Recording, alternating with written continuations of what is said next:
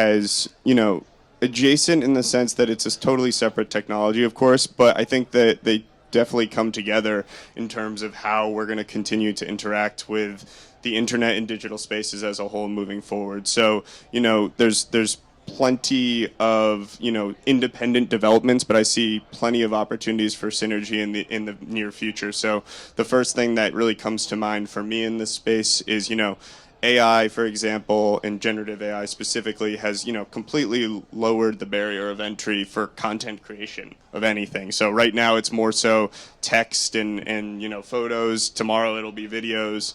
The day after it'll be 3D spaces, and who knows what's next. But it's really lowered that entire bar to create content.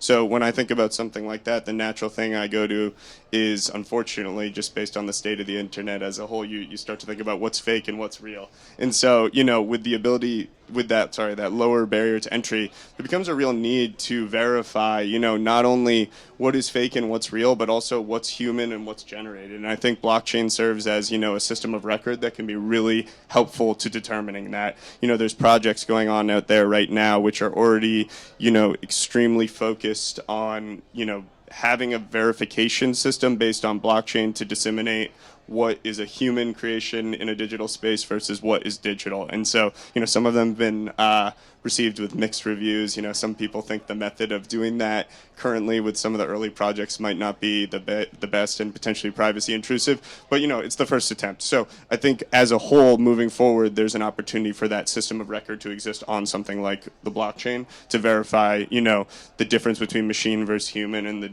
difference between real and fake in the web.